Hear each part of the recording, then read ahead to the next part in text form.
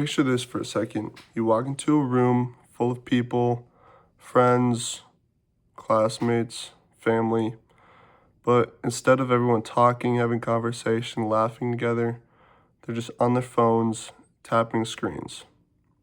Sounds lonely, right? In a way, you're by yourself.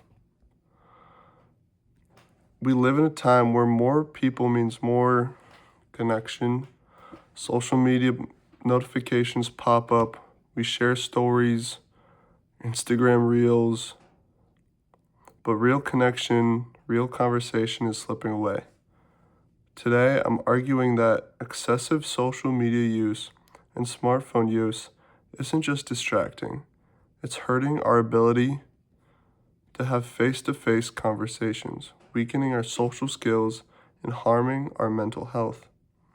We need to take action before we lose more than we gain. Here's the truth. If we don't check in on our screens, our relationships, confidence, and well-being will pay the price.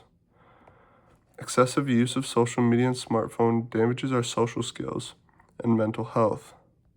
We must limit screen time and reclaim genuine human connection. When we rely on texts, likes, and other things like that for interaction, we lose the subtle but essential parts of communication, like tone of voice, facial expressions, body language, and eye contact. Without them, we lose empathy, closeness, and ability to read other people. Evidence shows that frequent smartphone use or social media use can reduce our capacity for real-life conversation and connection. We weaken the quality of interpersonal interaction. Today, it's more common for friends to connect with each other by the same time having a conversation. They're on their phone texting other people, which doesn't really make sense. This is called phubbing. That pattern normalizes digital distraction and makes it harder to have a meaningful, attentive relationship. Research links high social media and smartphone use with increased rates of depression, anxiety, loneliness, and stress, especially among young teens and young adults. Experimental evidence supports this. A 1-week social media detox significantly reduces symptoms of anxiety by 16%, depression by 25%, and improves sleep in participants. Beyond mental health, constant screen exposure also impacts sleep quality, attention, and overall well-being.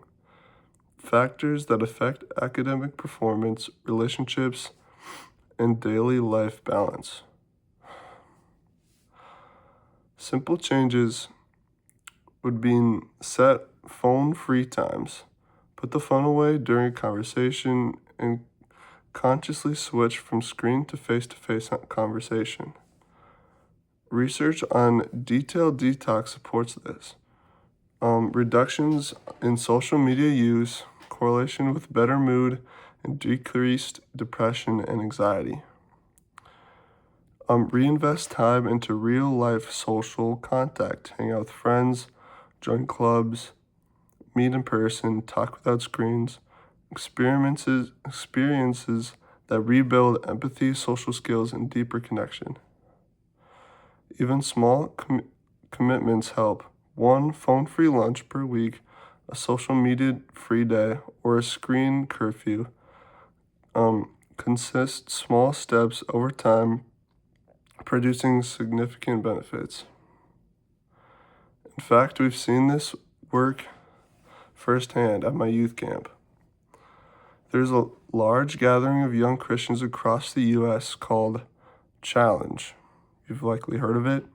My youth group went to it a couple years ago, and a small group there started a hashtag disconnect to reconnect, which is now going on inside of our youth group. This hashtag disconnect to reconnect means there's no phone policy at our youth group, which has caught on to other local churches across our area. We're more connected than ever, but that connection often becomes through lights and pixels, not eyes and voices. Screens give instant likes and short bursts of dopamine, but they can cost a long-term social skills, emotional health, and real community. Social media and smartphones aren't evil, but unchecked use comes with real consequences. If we want meaningful relationships and mental well-being, we must choose more than convenience. We must choose connection. So here's my challenge to you. For the next week, pick 1 hour a day to unplug. No scrolling, no notifications, just real conversation or quiet focus. Notice how you feel. To be present again. Because presence, not posting, builds real people and real peace. Thank you.